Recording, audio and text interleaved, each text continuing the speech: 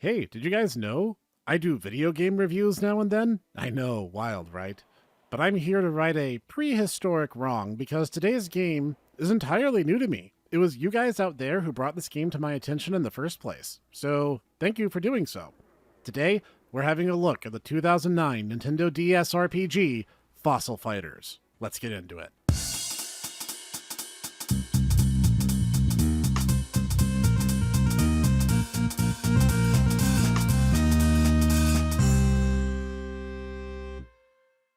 Greetings, everyone. I am the Hipster Snek, and today, as I promised, we're taking a look at Fossil Fighters. Released in Japan in 2008 and coming out to the rest of the world the next year, Fossil Fighters was developed by Nintendo SPD, Red Entertainment, M2, and ArtDink. While there are two sequels that would come afterwards, I'm one of those people who feel the need to start at the beginning of a franchise to see how it's developed over time. And we begin our story on a boat ride heading towards Vivisaur Island, where fossils are more common than rain and you become, well, a fossil fighter. The game helpfully mentions that the term Vivisaur is used because not every fossil you can revive in the game is actually a dinosaur in the strictest taxonomic sense, which was both amusing to see acknowledged and also a clever way of dodging that particular discussion. While on the boat, we get a few questions about our favorite dinosaurs via some branching dialogue options. Mine's actually the Ankylosaur, but the closest the game's intro had was Triceratops, which is also pretty neat. Anyway, we arrive at the island and are met by a litany of pun names bad enough to be in an Ace Attorney sequel, with helpful NPCs such as Beginner and Dr. Diggins. The good doctor also encourages us to dive headfirst deeper into this world full of massive, unregulated, literal, actual dinosaurs because, hey, a little childhood trauma builds character. We'll meet new friends along the way and get into some truly zany shenanigans. So let's get into it good and proper now. To begin with, the game looks a little chunky. By that I mean the Nintendo DS is basically a portable Nintendo 64, and the graphics reflect that limitation. The dinosaurs look really cool, taking the basic shape of our best guess as to what dinosaurs might have looked like, but given some fantasy flair. Some really impressive work went into their models and animations, and it shows. The same cannot exactly be said for the human characters, who all kind of look like estranged One Piece extras, being extremely lanky and tall. Heck, the main character looks like he's failing at a Monkey D. Luffy cosplay. And I'll freely admit I was a little judgmental of it when I first started, but I found that as time wore on, it kinda grew on me. Everything is very colorful, it just pops off the screen, ironic in this case as this is the non-3D DS, and you knew what you were looking at a glance. It works, and while not my favorite art direction they could have taken it in, I admit the whole thing is quite charming. Audio-wise, the game's pretty solid there too. I admit I could not hum for you a singular track from the game after turning it off, but during gameplay it sets the mood precisely the way a soundtrack ought to.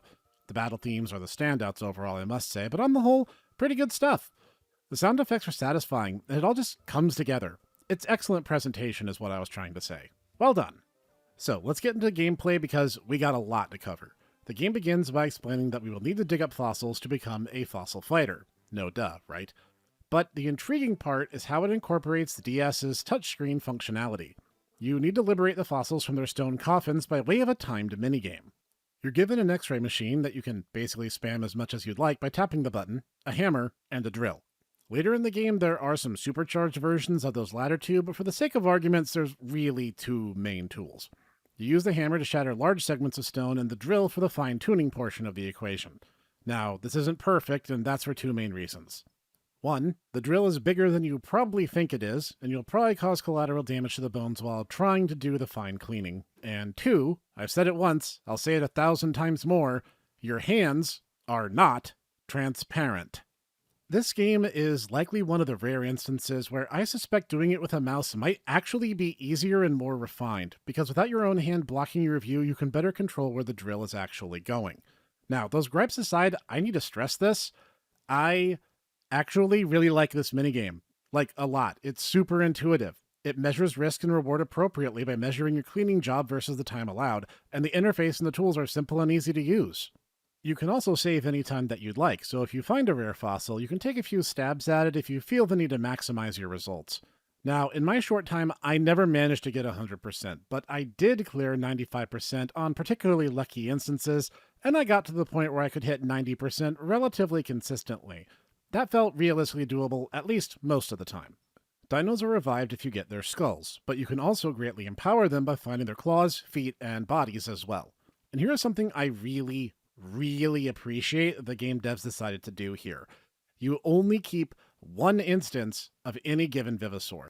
If you get a higher quality polish of a part you already have, it just automatically replaces the inferior version, and additional parts are just added into it somehow? How does that work? Anyway, if you botch it, you can donate it to the island for secondary currency, with which you can get additional fossils from a few select sets.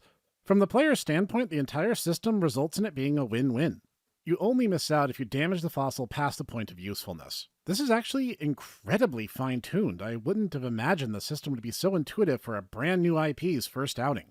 Look, for you people out there significantly younger than me who may not remember the Wii DS era of Nintendo, they were obsessed with pushing hardware gimmicks such that certain games from that time are already unplayable off the bat, and many others basically can't be ported forward at all, stuck in gimmick limbo for all time.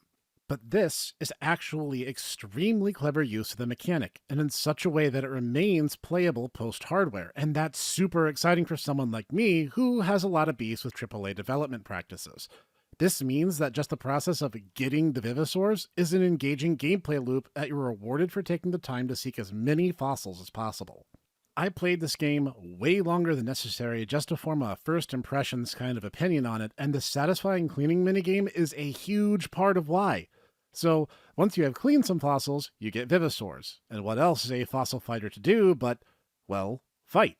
So we make our way to the arena and engage in the game's combat system. It's basically a very simple SRPG, but with enough strategy that I didn't feel like it was brain dead at any point. In brief, you got the attack zone up front. You want to attack from there for maximum damage. You have 2 support zones flanking it, where you get bonuses from your other 2 teammates being there, and they can also attack at a reduced attack rate.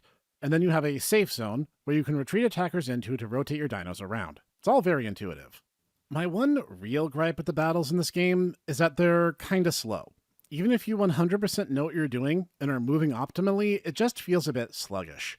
You can speed it up by mashing the A button to move things along a bit faster, but it just felt a bit, not molasses in wintertime, but more like pancake syrup in the autumn, just a tiny bit slower than it really should be. But here's where the game surprised me for another time. You don't get experience in a traditional way. Instead, dinos get a singular point for completing any given battle, and you get slow incremental stat gains based on how many of these points they have. And I actually genuinely love this idea. Why? Because it shows you a clear representation of which dinos you've used and how much. Your power scales basically linearly, but in a clear, cogent way. It means that every battle matters, and that boosting up weaker dinos, which you can conveniently do due to the 4th and 5th inactive slots of a team being there purely for your tag-alongs to level up, it's all relatively swift. This is really good and clever design. The game is slower, but it's built around that. That's excellent use of your resources, and it's a great system by which to make the player feel they can rotate their Vivisaurs around to make the team they want to make without feeling like they're losing tons of progress if they swap someone out. That's incredible foresight. So, by law, I'm now obligated to nitpick, so I do have to say that the game, on the whole, is a bit slower than it should be, but more than just the timing that it takes for animations to play. You start with a backpack that can only carry 8 fossils at a time, so you fill up fast, and the running back and forth over and over again kind of just feels like artificial padding. There are bigger packs in the game that you can buy over time, but grinding money takes even more time. Everyone just talks a lot, especially the prologue. The prologue can take 45 minutes to an hour, and most of it's NPC dialogue that is very redundant, and for some reason they make you go to this hotel that has no mechanical impact on the actual gameplay. I don't even know why it's in the game. So, at risk of sounding a bit impatient, there's just a lot of downtime and not really progressing the story or doing anything particularly riveting. And there's some mechanical oversights that truly make it take longer than it ought to, all things considered. That being said, what did I think on the whole? I think it's great. Honestly, I'm disappointed that I missed out on it all these years. Fossil Fighters is a genuinely great RPG with some solid mechanics and very fun, silly, colorful world and fun, silly, colorful characters. It has this wonderful sense of humor about it, and for someone looking for a great monster game franchise to check out, this is a great choice.